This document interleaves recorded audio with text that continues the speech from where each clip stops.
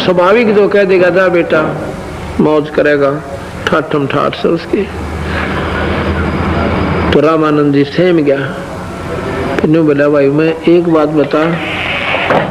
फिर सुनाई, बंदी छोड़ अपनी शक्ति से सतलोक ले गया। अगले आपने दिखाता हूँ, क्योंकि तो अति अधिकारी हो रहे थे, कति लो लाग रही थी बात इनकी तो। और इब का चूक जाता था काल, फिर दादर जनता सौरभ में लौटा गए थोड़े दिन, और फिर गदा बना के कुरडिया में छोड़ दे रामानंद जी ने। तो बंदी छोड़ने दया करी, ये कृपालु बहुत से, दयालु बहुत है। कबीर साहब की आत्मा, कबीर साहब रामानंद जी की आत्मा को पहला गंगा के किनारे ले गया। चलो आप अकेले बैठेंगे, या बात फिर बतलाएंगे।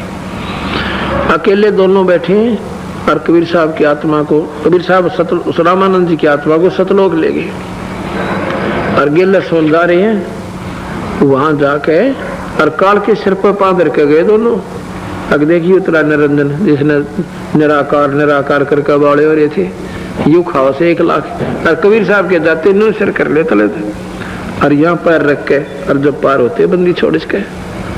कितनी परम शक्ति है कबीर साहब। अंदर गए तो सतपुरुष रूप में वो मालिक बैठे, उसकी चमक नो इतनी तेज चमक शरीर की, कमाल की तख्त के ऊपर। रामानंद जी ने सोचा भगवान तो यूं से चालेगा, जो कितनी सुंदर शरीर इनका, कितनी रोशनी तेजों में शरीर।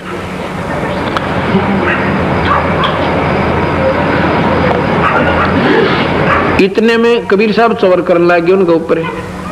रामानंद जान गए यू कबीर ताड़े का कोई नौकर ना कर से इनका, और भगवान तो यू बैठे। इतने में वो सतपुरुष परमात्मा खड़े हो जाते हैं। कबीर साहब उस आसन पर बैठ जाते जहाँ भगवान बैठे थे। भगवान तो थे ही ये तो अपनी लीला दिखावे थे। और वो चवर करे है सतपुरुष। फिर के उसे थोड़ी सी देर में सतपुरुष कबीर साहब में समा जाता है। और वो 5 साल के बालक तख्त पे बैठे हैं, और वो ऊपर वो सफेद सफेद बाला का चवर अपने आप होने लग रहा। इतने में रामानंद की आत्मा को वापस इशारा कर दिया, वो एकदम शरीर में आ जाती है। और शरीर में वो आके नो जैसे सूता जा गया करे। सामने देखा है तो कबीर साहब यहाँ भी बैठे और सतलोक में भी बैठे, हाथ जोड़ कर बोले आप भगवान, आप मेरे गुरु माँ आपका बच्चा, आज मेरा सारा भ्रम आपने खत्म कर दिया। जैसा कि कल के सत्संग में आप सुन रहे थे,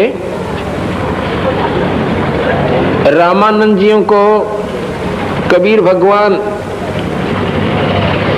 जो रामानंद जी 104 वर्ष के हो चुके थे, कबीर साहब 5 वर्ष के परमात्मा थे, बालक थे। वैसे तो उनकी उम्र अनादि है, वो तो सारी सृष्टि के रचने वाले हैं, उनकी आयु का कोई अंत नहीं है। लेकिन यहाँ पर हम शरीर की आयु को अपनी आयु मानते हैं, शरीर की उम्र को अपनी उम्र मानते हैं। हमारी उम्र बहुत ज्यादा है, हमारी उम्र का भी कोई अंत नहीं है। क्या कितनी बार हम गधे बने, कितनी बार सुअर, ना जाने असंख्य युग हमने ऐसे ही भ्रमते और भटकते हो चुके हैं। आज हम पहली बार नहीं आए। हाँ, ये शरीर हमें बार बार मिलता रहता है, तो हमने सिर्फ इतना ही ज्ञान है कि शायद हम अभी आए हैं और यही हमारी आयु है। नहीं, कबीर साहब उस समय अपने मायावी शरीर में, तेजपुंज के शरीर में अपनी स्वशक्ति से शरीर बना करके आए थे। उसको बुला, तो भगत जी को बुला ले, तुरंत चलाने आवा, बंद कर देगा। तो 5 साल की आयु की कबीर भगवान शरीर में, और शरीर के आधार पर रामानंद जी की 104 साल की आयु, चारों वेदों के ज्ञाता। जैसा कि सत्यार्थ प्रकाश को मैंने आपको सुनाया था पढ़कर टिप्पणी, महर्षि जी कह रहे थे वो तो अनपढ़ आदमी थे, किसी ने संस्कृत पढ़ाई नहीं, ऊट पटांग भाषा बना के एंड बैंड बांधा करते, अपने जैसे नीच व्यक्तियों को इकट्ठे कर रहे थे और मरे पात्र सिद्ध बना दिए। वो तो पूर्ण परमात्मा थे। अब बताओ, किसी का मुंह पकड़ा जाना, किसी की कलम पकड़ी जाना है। और ये गलत शास्त्रों ने लाल को तो कौड़ी बना दिया और कौड़ी को लाल सिद्ध करे बैठे।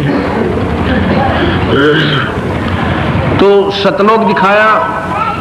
रामानंद जी हाथ जोड़ कर बोले, भगवान हम नबेरा नहीं था। गरीबदास जी कहते हैं, जो देखेगा धाम को सो जानता मुझ, कबीर साहब ने बोले। और गरीबदास तो से को ये गायत्री गुज, यानी ये गुप्त ज्ञान मैं आपसे बता रहा हूं।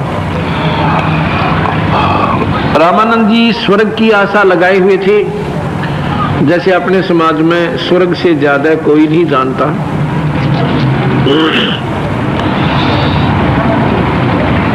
तो कबीर साहब ने कहा था, स्वामी जी ये स्वर्ग की आशा को त्याग दो, इसमें अपने को कुछ नहीं मिलना। गरीबदास जी बता रहे हैं, मन तो चल रे सुख के सागर, जहां शब्द सिंधु रत्नागर। सुख का सागर सत्यलोक, जहां पर कोई दुख नाम की चीज नहीं है। और यहां पर सुख नाम की चीज नहीं है। जिसको आप सुख मान रही हो, यहां पर सुख नाम की चीज नहीं। 21 ब्रह्मांड में तो सुखी कोई है नहीं, और वहां पर दुख नाम की चीज नहीं, इसे उसे सुख सागर कहते हैं। जहां देखो वहां जैसे समुद्र में पानियों पानी, पानियों पानी। सागर का ना नीचे का बेरा कितना गहरा है, ना उसकी लंबाई चौड़ी का हिसाब किताब आवे। इस प्रकार वो सतलोक एक सुख सागर है। मन तू चल रे सुख के सागर, जहां शब्द सिंधु रत्नागर। शब्द माने परमात्मा और सिंधु माने समुद्र, रत्नागर माने इस सुख की खान, सुख रूपी रत्न की आगर माने खान। जैसे आगार जिसे कहते हैं, आगार आपने कई इनके ऊपर बसों के ऊपर लिखा होगा, देखा होगा कि उस पे लिखा होता है भाई चूरू आगार। आगार माने डिपो, डिपो माने जरा बिना गणती के खान।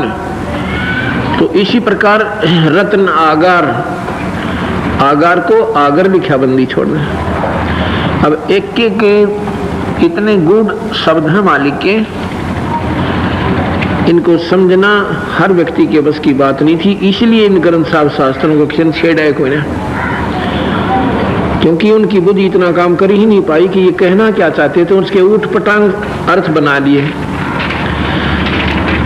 मन तू चल रे सुख के सागर, जहां शब्द सिंधु रत्नागर।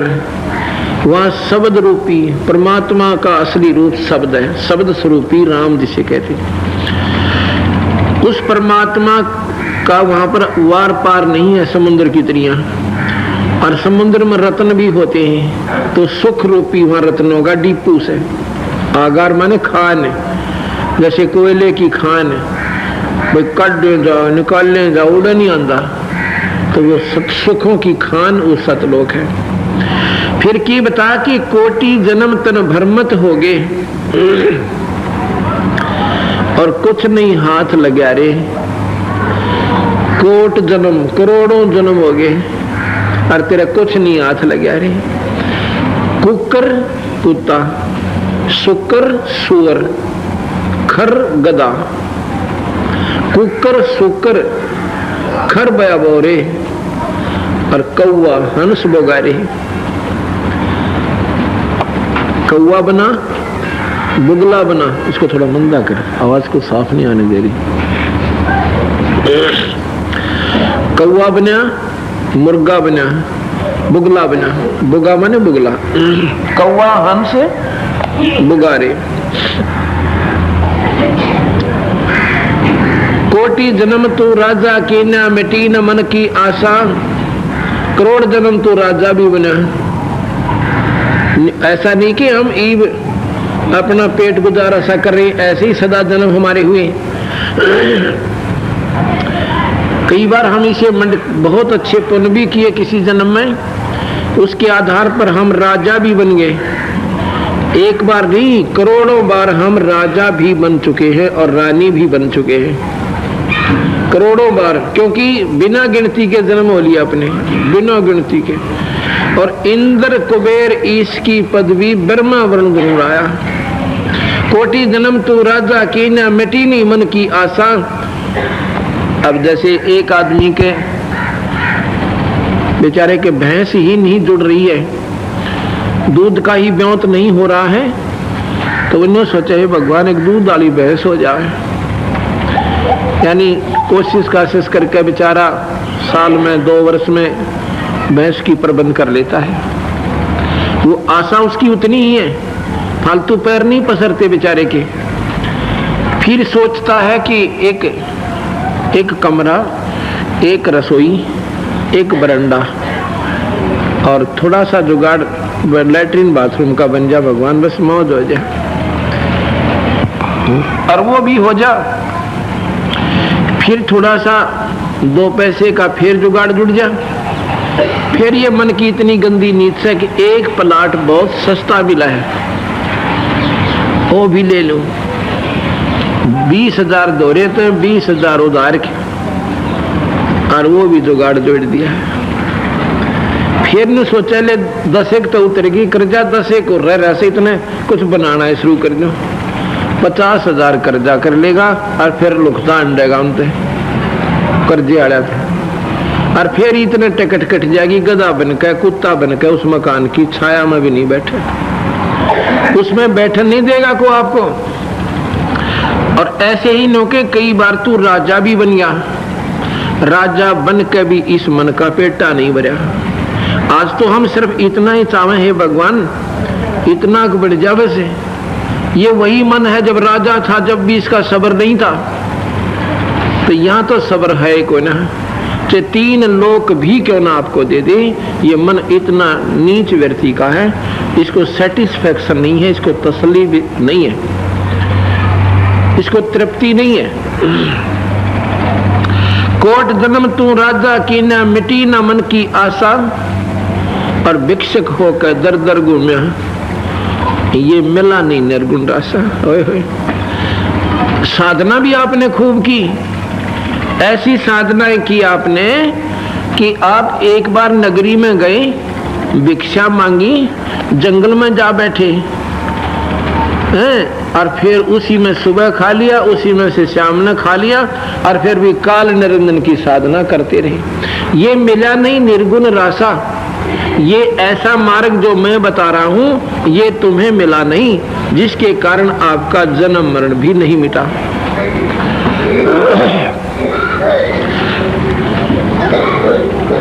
कोट जन्म तो राजा की ना मिटी ना मन की आशा, भिक्षुक होके दर दर हांडा मिला नी निर्गुण रासा। कोट इंद्र कुबेर ईश की पदवी ब्रह्मा वरुण धर्मराया, और विष्णुनाथ के पुर को पहुंचा फिर उल्टाए आया। इंद्र स्वर्ग का राजा होता है। यहाँ तो कोई MP MLA member sarpanch member बन के अंडी पाक जैसा आदमी नो सोचे बिराना क्यों बन गया, अड़ बना बनाया कुछ नहीं भाई, बिगड़ सके से इन पोस्टों पे जीव का उद्धार नहीं हो सकता। और इंद्र जो स्वर्ग का राजा है, उसको भी महाराज जी कहते हैं कुछ भी कौन बना। इंद्र क्या होता है? स्वर्ग का राजा होता है। और जब उसका समय 72 चौकड़ी युग, एक चौकड़ी 4 युगों की, सतयुग, त्रेता, द्वापर और कलयुग, इन 4 युगों की एक चौकड़ी, ऐसी 72 चौकड़ी, और 4 से गुणा कर दो, 288 युग तक इंद्र स्वर्ग का राजा रहता है। स्वर्ग का राजा होए होए, या कोई मुख्यमंत्री बन जाए वो एक आंख पीटे, अर्जुन के स्वर्ग का राजा होए, और वो भी नोगा गधा बना आखिर में। एक बार मार्कंडे ऋषि तपस्या कर रहे थे एक खाड़ी में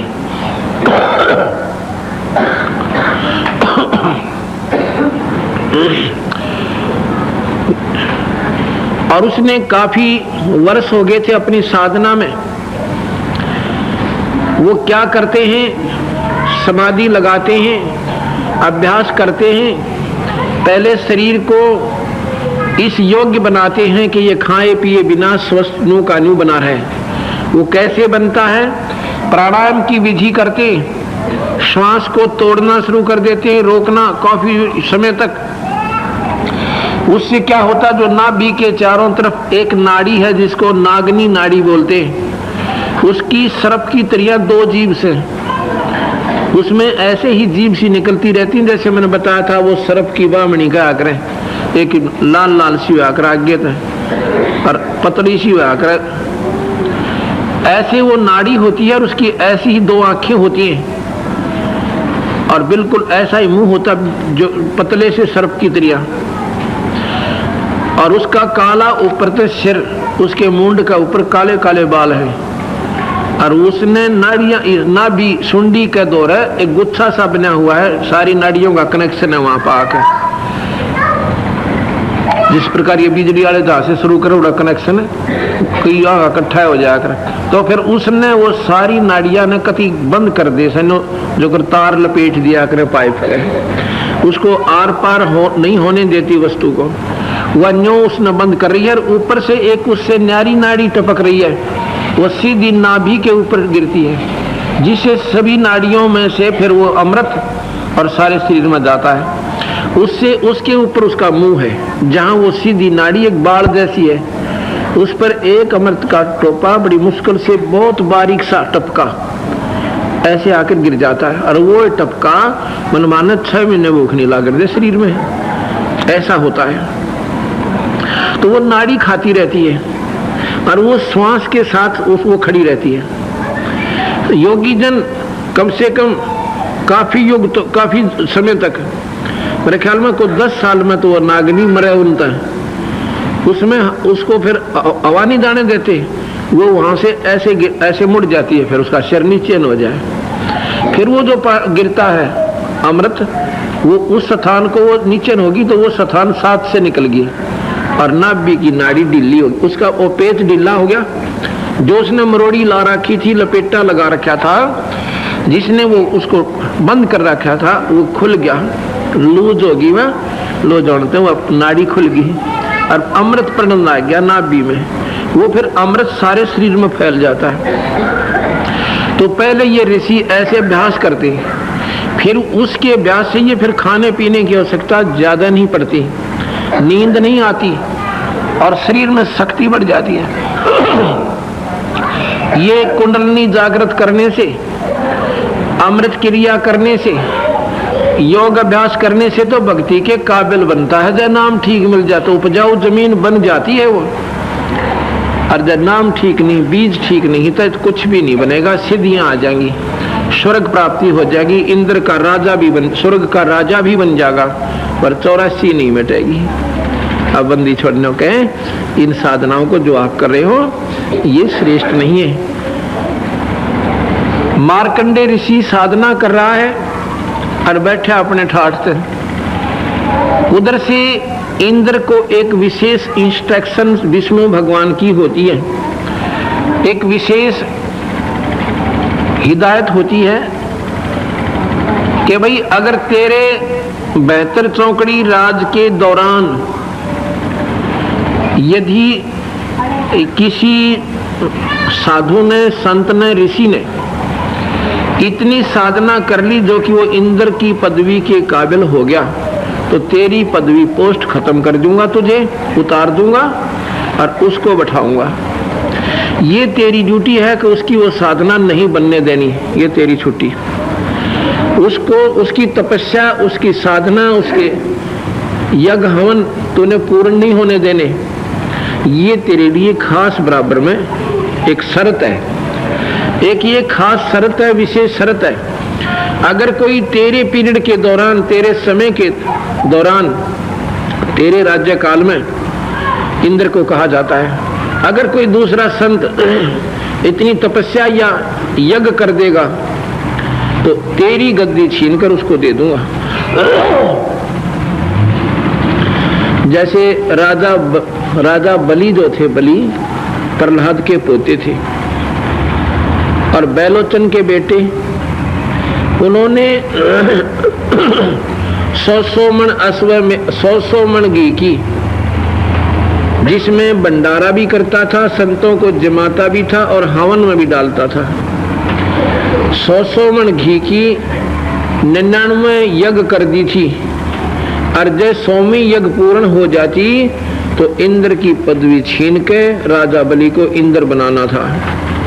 इंद्र को जब पता चला तो राजा बलि विष्णु जी के पास गया, हे भगवान, आपने मेरे को गद्दी दे रखी है, आप कृपा करो, मेरे बस का कोई ना उससे कुछ करना, वो मेरे से नहीं हट रहा।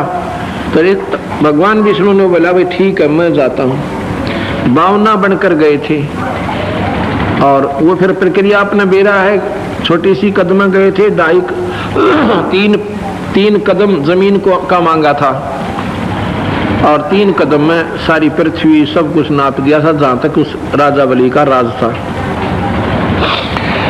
ऐसे ही मार्कंडेय ऋषि जब तप कर रहा था,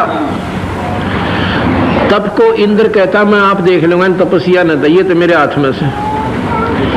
जैसे विश्वामित्र तप कर रहा था, उसने अपनी एक अप्सरा भेजी थी मेनका नाम की, और उसने जाके विश्वामित्र के तप को भंग करके शादी करके, और जब लड़की होली ना 10 दिन की, 2, 5, 7 दिन की, और छोड़ कर जाती रही, और ने बोली, ऋषि जी इसने अच्छी तरह पाड़ी है लड़की ने, और अपना असली रूप दिखाकर आकाश में उड़ जाती है। विश्वामित्र ने टक्कर मारी, उस लड़की को कण्व ऋषि को देकर विश्वामित्र फिर तपस्या करने लग गया बेचारा। तो इंद्र ने ये 2 बात नहीं सुनती, कोई तप करके मेरी गद्दी ना ले ले या कोई यज्ञ हवन करके इंद्र की पदवी प्राप्त ना कर ले।